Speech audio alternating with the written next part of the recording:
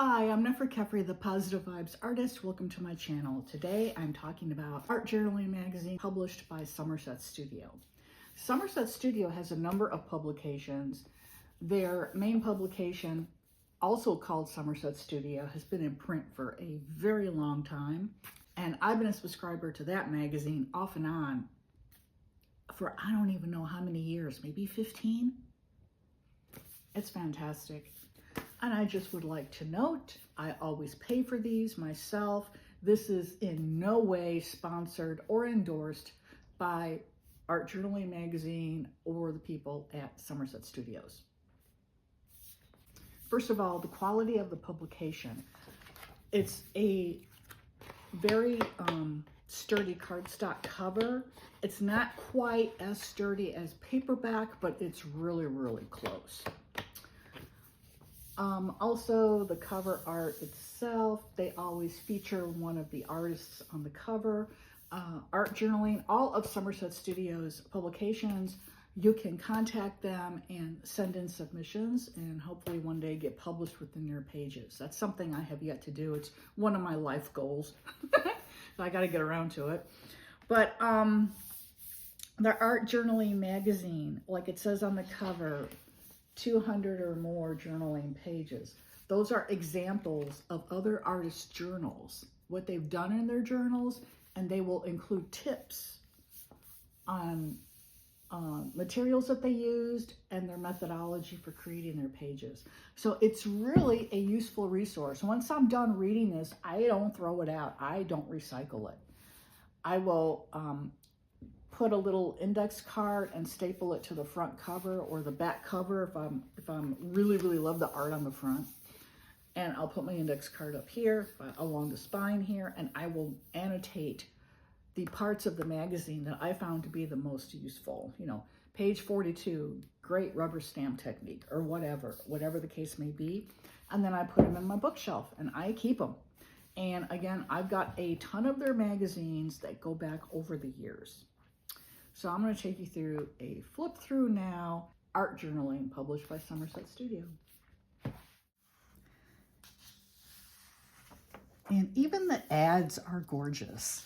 You know, everything about this magazine, I just love it. The paper quality, very good quality magazine paper, semi-gloss.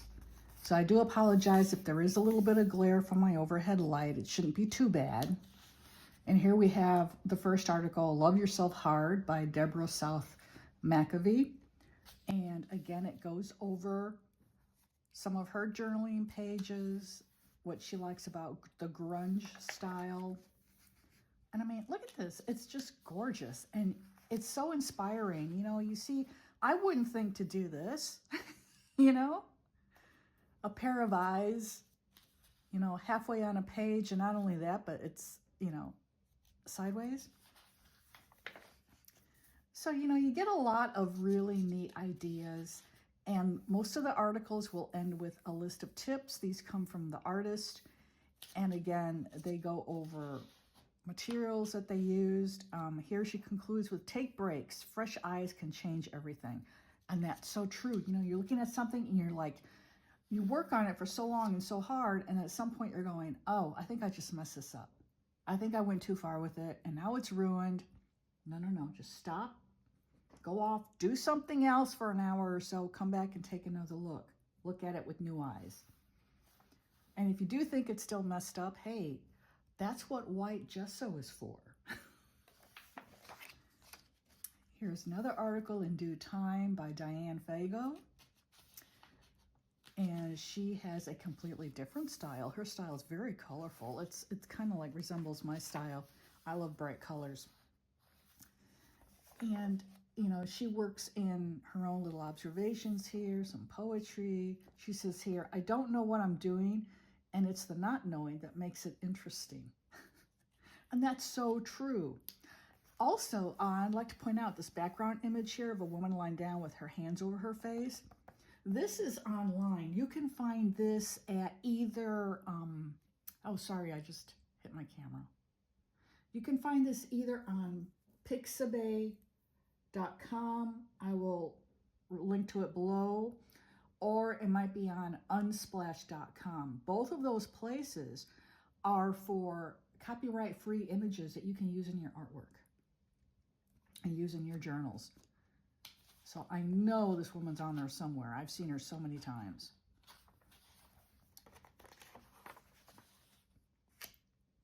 And just look at the photos. The quality of the photographs of the artwork is just outstanding.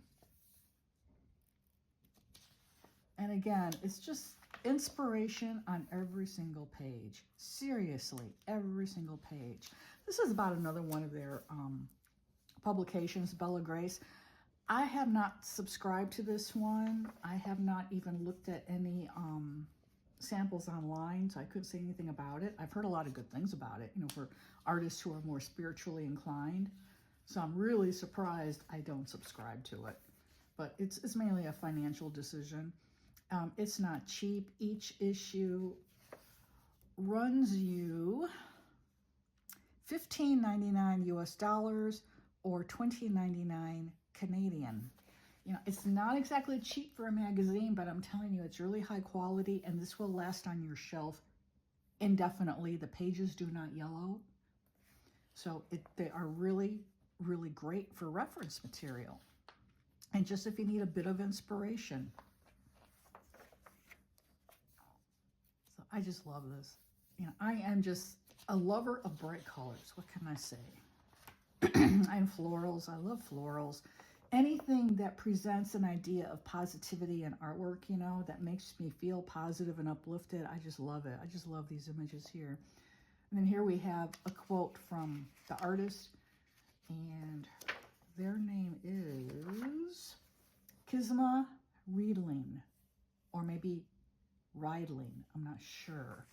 But here she says, when we wish upon our art, we open ourselves to a vast collective dream, even though we're not aware of connecting with such an empowering energy. That is so true. I have felt that so many, many times in my own art. So it's here ending with tips as well. This is where you can, where the artist is online. Sometimes it will include contact information. Again, it's a really useful publication. Life at 64 Degrees by Carrie Todd. And again, you just see such a huge variety of styles and points of view and just different methodologies, how an artist will work into their main theme, their main focus.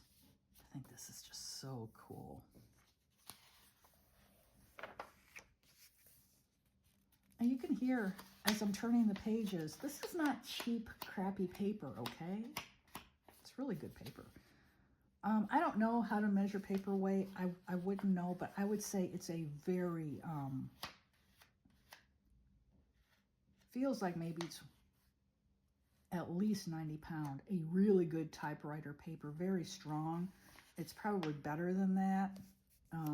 I'll try and Google it and see if I can find out what the poundage is for the paper in their magazines. And again, she ends with tips here. And then we have the next artist, Kat Kerr. Now, Kat Kerr's art is on the cover. And here she talks about creating outside the box and using plastic substrates. It was really interesting, the stuff that she does. And of course, I dog-ear the pages of things I'm really interested in. I will highlight methods that I want to try in my own journals. And I will also highlight something I find particularly inspiring.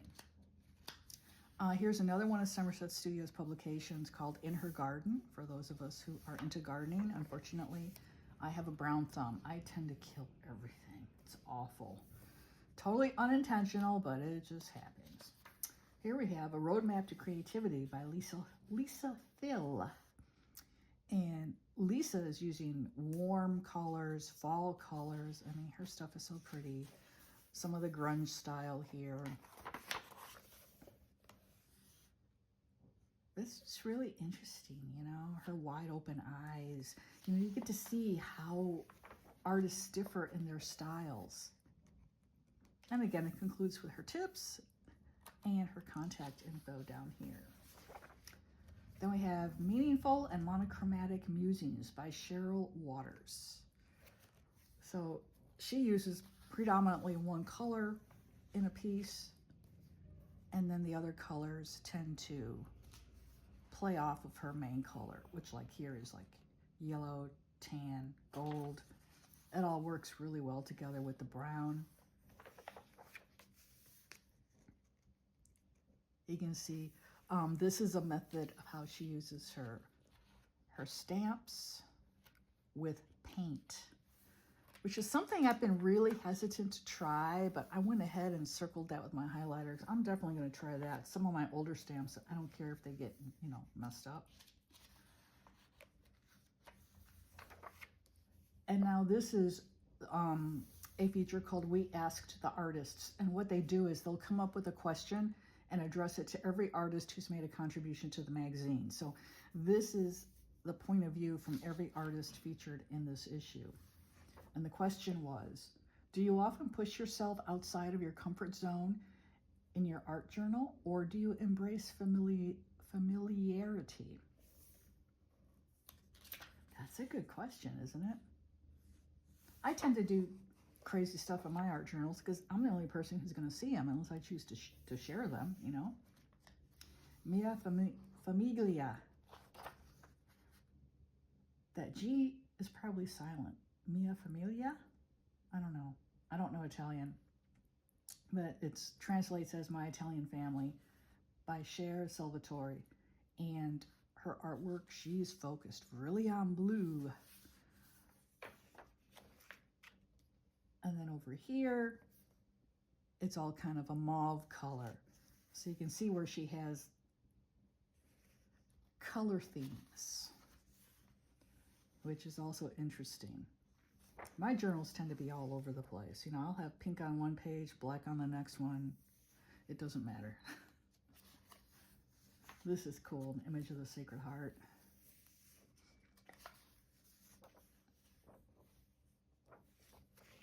And again, more tips. And here we have Bloom by Marie Aguiar Kosick, or Kosick. And this is really cool too, because again, it's bright colors, it's mixed media. And I just looked at this article and I was just like, oh man, I would love to do something like this. You know, not exactly, I'm not going to copy her, but something of a portal image with some bold plants in the foreground and some text. And, you know, I just think that's just such a cool idea. And again, she's using the bright colors, which I love. I love this one. I mean, just look at these. Aren't they gorgeous? I just feel so much joy when I look at images like this. And that's the type of art I like to create. You know, bright, happy looking. And then here I have highlighted some information that the artist shared about how she created her images, her artwork here. And again, it ends with more tips. There's the whole journal. All hand bound, hand stitched. Oh, that is just so cool. And then here we have another We Asked the Artists feature. And the question here is, when it comes to art supplies, when are the more expensive options worth it? Well, I'll tell you what my answer to that is. It's when you're creating something by commission. Because when you create a piece by commission, your client has already paid at least 50% for that piece of artwork before you even send it to them. I always use professional grade artist material in all of my commissions, and anything that I intend to offer for sale, the original for sale, I'll also use artist grade. If I'm just in my journals, I'll just use my cheapy stuff. I don't care. But anything that could possibly be going to a paying client is going to get the best of the best. The best substrate, meaning the best type of paper or canvas, and then all the art materials. Now we have Love Letters to Earth by Lynn Redmond. And all about nature. And the gorgeous elements in nature. And all the inspiration we have around us every single day if you just look out the window. Again, it's really pretty, completely different take. You know, she does this postage stamp art, and it's just really cool. Again, it's just so inspiring. Every article. And she concludes with her tips. And then we have A Journal's Heartbeat by Diane Fago. And these, to me, look like oracle cards, don't they? This would make a really cool oracle card deck, in my opinion. I'm also a professional card reader. My other hat, 𝗫𝗫𝗀𝗃, my business Magical Musings. I also have a channel here on YouTube if you're into tarot and oracles, 𝗫𝗏𝗵𝗵𝗿, witchy stuff, spiritual stuff. I'm the creator of the Egyptian 𝗫𝗏𝗵𝗵𝗿, published by Schiffer in 2014. It's multi-award winning. So you might want to check me out over there on Magical Musings too, if you're into this stuff. But I think these are just so great.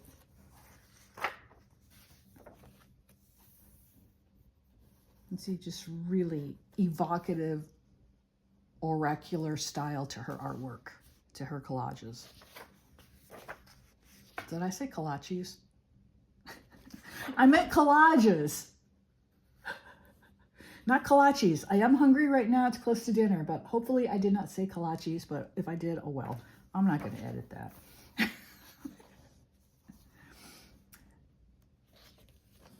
And here we have another feature of Art Journal, and it's called The Written Word.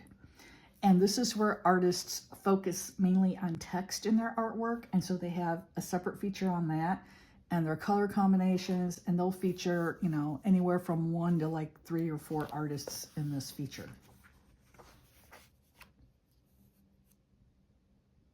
See, like here we have 𝗵𝗏𝗿𝗏𝗃 and Williamson on this page. And then over here we have Sharon Horace.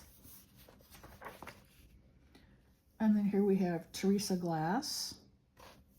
And here we have artwork by Lesta Frank. It's really cool. You get quick outtakes from other artists' journals just so you can get a gist of their approach and their style. Then we have another article, Threads of Time by Abby Monroe. And the artists themselves will write the articles.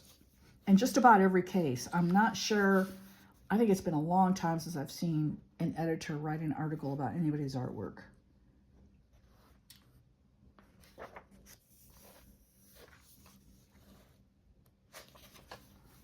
But again, completely different style, you know, black and white with a little bit of brown for a bit of pop.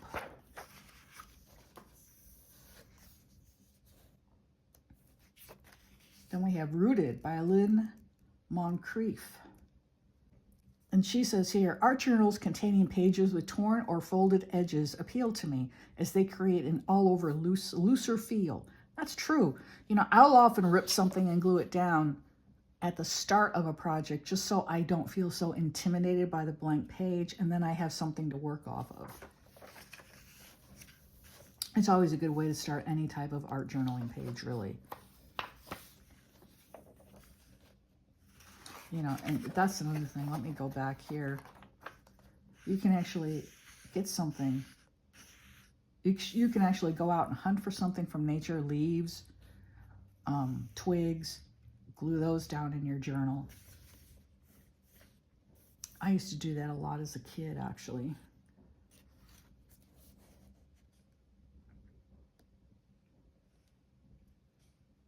Then we have It's Not Always Pretty by Deborah South McAvoy. And man, ain't that the truth. You can say that about everything, especially life. Deborah here says, this journal is filled with many types of papers that most would have thrown away or recycled. This is my way of recycling. And that brings up an excellent point. You know, that the whole interest in junk journaling. And again, I'm sorry, my camera keeps moving. Getting excited. Junk journaling, that's what it is. You're using your junk mail, whatever.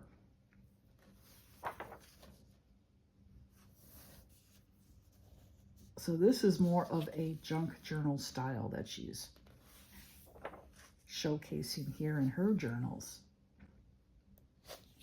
It still is really interesting. I love the photographs that she's using and the expressions on the faces.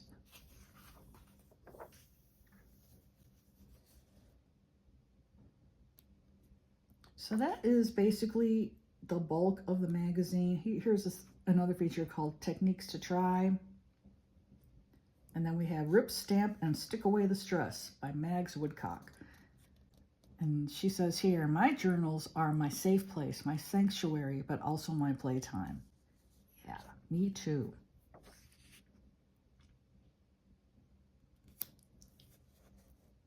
And she says, if I ever get artistically blocked and want to free myself up, I just reach for one of my many journals and begin to create.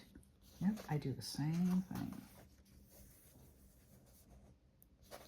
Here she's doing some mark making. That's what that's called. It's a mixed media term. So there you go. That's basically, oh, and there's the gallery. I forgot about that. And again, this features works from different artists. Usually it's one artist per page.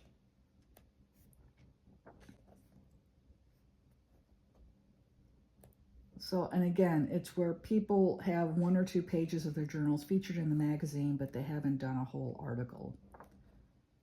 So there you go. And this is examples of all their other publications from Somerset Studio. You've got Willow and Sage, The Art of Candle Making. It's just wild, all the different publications. You know, they say the magazine is dead. No, at least not for Somerset Studio. I mean, they've really gone big time into publishing art magazines that are focusing on different artistic interests and elements. So I really do recommend their lovely publication. If you'd like to see a flip through of an issue of Somerset Studio, let me know. I just got the brand new issue the other day. I'm anxious to crack that open and get into it. I thank you for watching and hope you've enjoyed my review of art journaling published by Somerset Studio. It's available at all major book and magazine outlets. It's also available online. And again, it retails in the US for $15.99 an issue. Canadian, it's $20.99 an issue. Thanks a lot for watching. If you enjoyed this video, I ask that you please give this video a like, subscribe to my channel, and I will link also my sister channels down below in case you're interested in any of that. Thanks a lot for watching. This is 𝗧𝗺𝗵𝗶𝗃𝗄𝗵, the Positive Vibes artist, wishing you a blessed day.